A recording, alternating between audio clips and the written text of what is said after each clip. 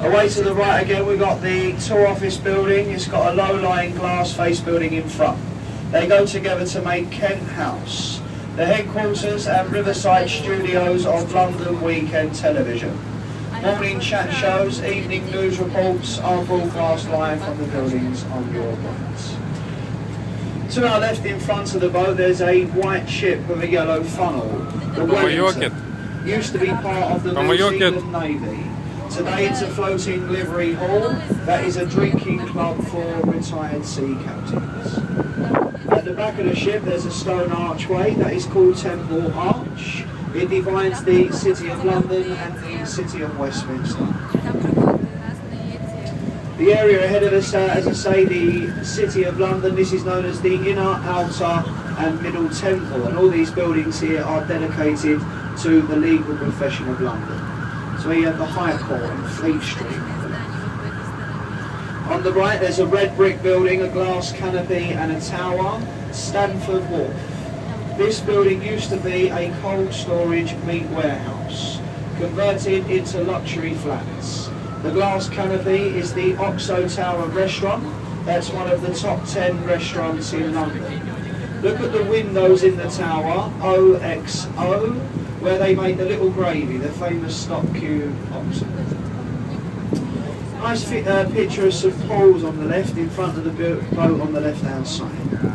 Now, there's a red brick building, looks like a church, Zion College and Library, a school, and they study for the clergy here in London. Next door, a building with a green sloping roof, the old City of London School for Boys. Past members of Parliament were educated here before going on to Oxford or Cambridge. At the end you've got a semicircular building, the Unilever House, offices of Unilever, the soap and detergent manufacturer. And this is Blackfriars, this one, Blackfriars Road Bridge, opened in 1869. The pub on the right there, the Loggins Coat and Badge, named after a famous rowing race that's rowed on the river every year. If you win the race, you become a Queen's Waterman. Now, watermen like myself, when you finish your apprenticeship, after 5 years, you can then row the race. I rowed it about, 5 or 6 years ago now. So I didn't win it, so I'm just I did row the Loggins Bridge. From London Bridge to Putney, it's about 25 minutes. These used to support the first railway, that was the Chatham and Dover Railway.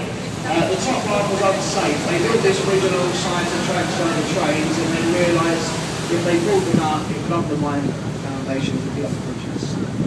They're just there for, well, because if they take them out, it will, sorry? Well, they could do. I mean, they have used the first road to extend, so they've actually extended the railway that way. And that's cost about 700 million, so I think they'll probably spend that. On the left-hand side, we have the dome, the golden cross of St Paul's Cathedral, the masterpiece of Sir Christopher Wren. Took 35 years to build it, completed in 1710.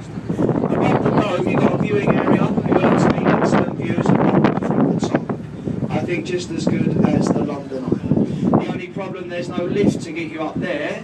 You have to climb over 500 steps. But if you've got the energy, then you should try. It's not bad, is it?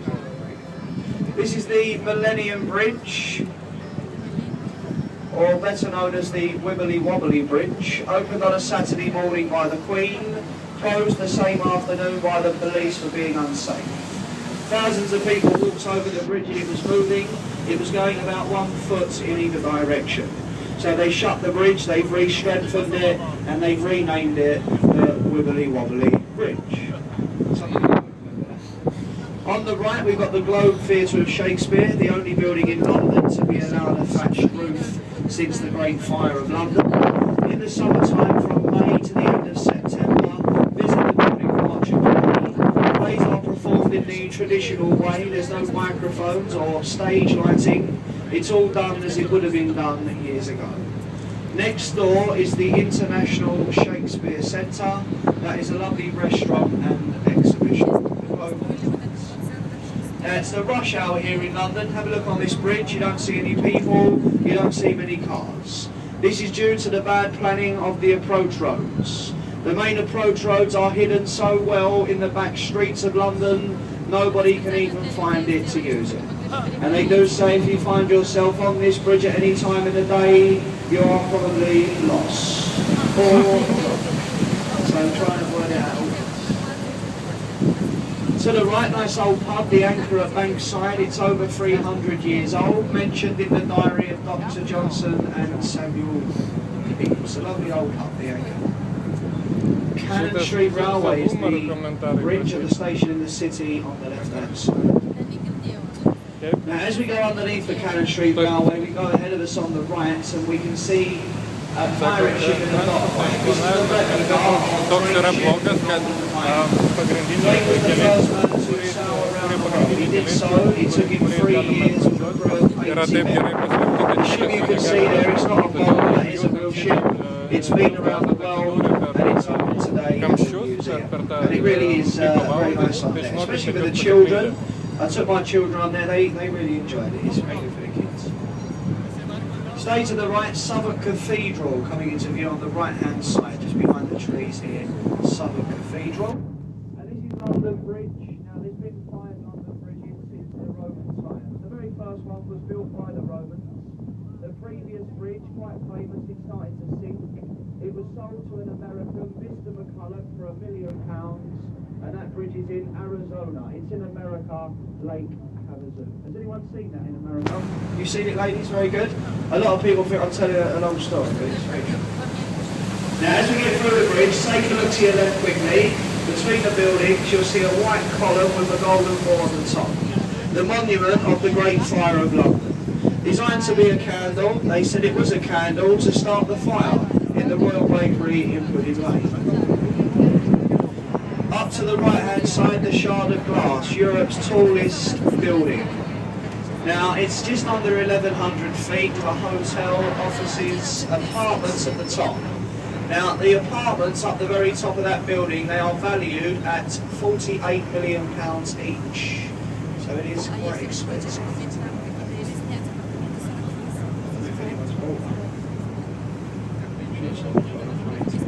I know one of the people who has got one, and that's the guy who designed it, Renzo Piano, has been given a penthouse reward. On the right there we have the HMS Belfast. Now it was built in 1938 in the Harland and Wolff shipyard in Belfast in Northern Ireland, the same shipyard that built the Titanic.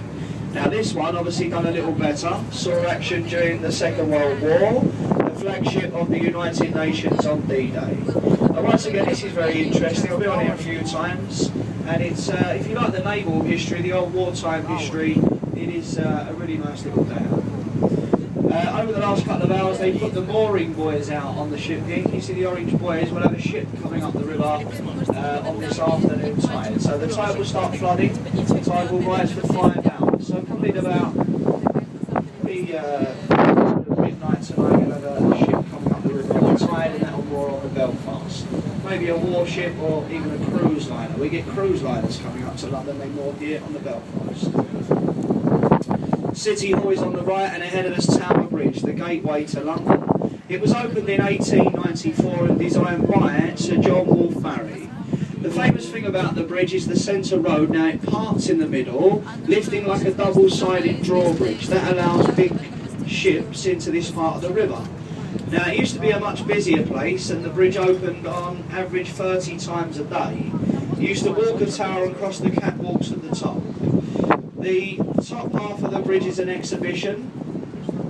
Go and visit the bridge and you'll find out all about the history. When it was a working bridge, it employed 130 people, Tower Bridge. The most times it ever opened in one 24-hour period, 54 times in one 24-hour period. So that shows you how busy it was here at one point. All these riverbanks were lined with ships. This was the busiest commercial port in the world.